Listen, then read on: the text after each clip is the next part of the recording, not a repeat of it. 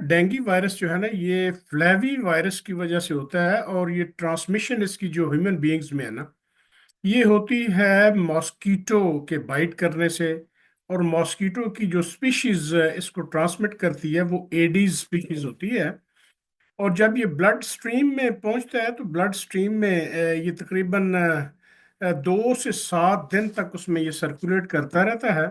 اور یہ سرکولیٹ ہونے کے بعد اس کی ظاہر ہے جب اس کا وقت گزر جاتا ہے 3 سے 15 دن کا، تو اس کے بعد اس کی سمٹمز جو ہے وہ سامنے آنا شروع ہو جاتی ہیں۔ یہ پہلے تو پورٹ ریکو کے علاقے میں زیادہ تھا، لیکن اب تو یہ پوری دنیا میں ہی ساؤتھ ایسٹ ایشیا کے بھی مختلف کنٹریز اور ایون جو ساؤتھ ایشیا ہے وہاں یہ جہاں جہاں بھی یہ ماسکیٹو کی سپیشیز ہیں وہاں یہ ٹرانسمیشن ہو رہی ہے، اور کیسز ڈینگی فیور کے رپورٹ ہو رہے ہیں۔ اب اس میں ہوتا یہ کہ اس میں بڑی ورائٹی ہے سمٹمز کی جو کہ ہوتی ہے۔ اور جیسے میں نے عرض کیا، ٹرانسمیشن کا ایک تو طریقہ ہے کہ ماسکیٹو نے بائٹ کر لیا۔ دوسرا یہ کہ اگر پریگننٹ وومن ہے تو at the time of birth وہ فیٹس میں بھی یہ وائرس جو ہے وہ ٹرانسمٹ ہو جاتا ہے۔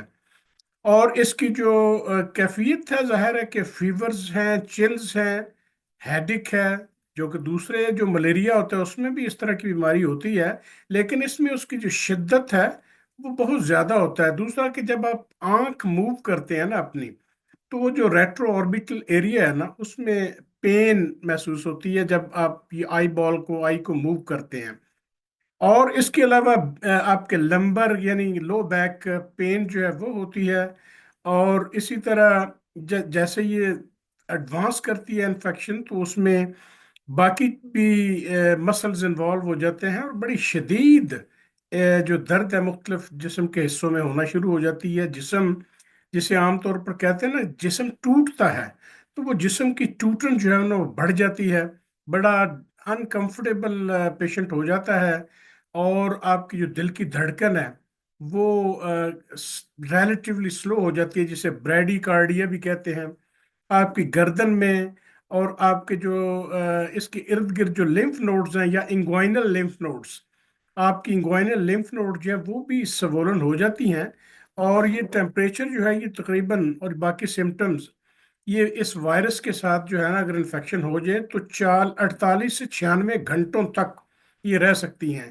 مین وائل اگر اس کی کوئی پراپر ٹریٹمنٹ یا خاص طور پہ سپورٹو تھراپی کر دی جائے تو یہ سمٹمز جو ہیں وہاں رک جاتی ہیں۔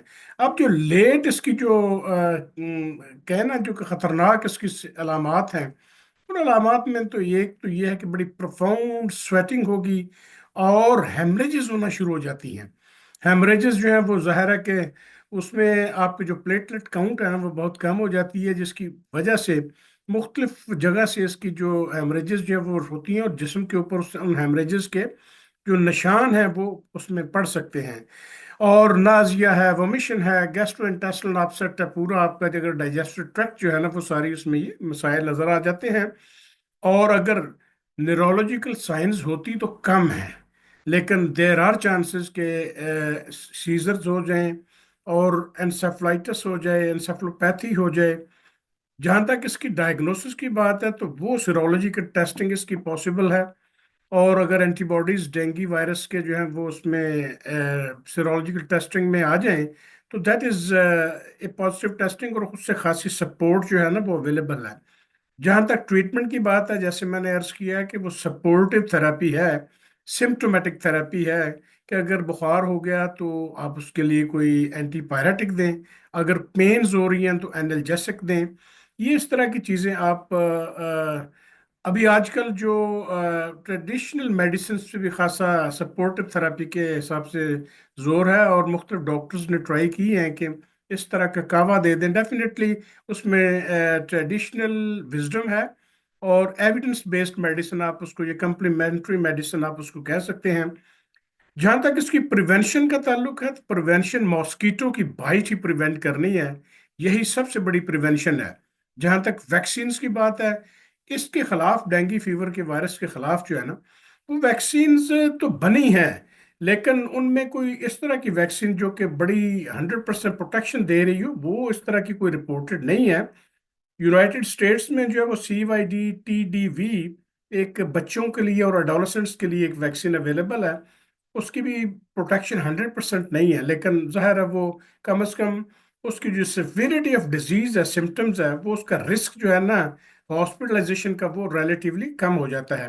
اس کے علاوہ ایف ڈی اے جو food and drug administration agency ہے، وہ انہوں نے کچھ ابھی میڈیسن جو انڈر ٹرائل ہے لیکن ابھی تک کوئی رجسٹرڈ نہیں ہوئی ہیں، تو اس وقت تک جب تک یہ رجسٹر نہیں ہوتی ہیں definitely people have to wait for that and medical community has to wait for that.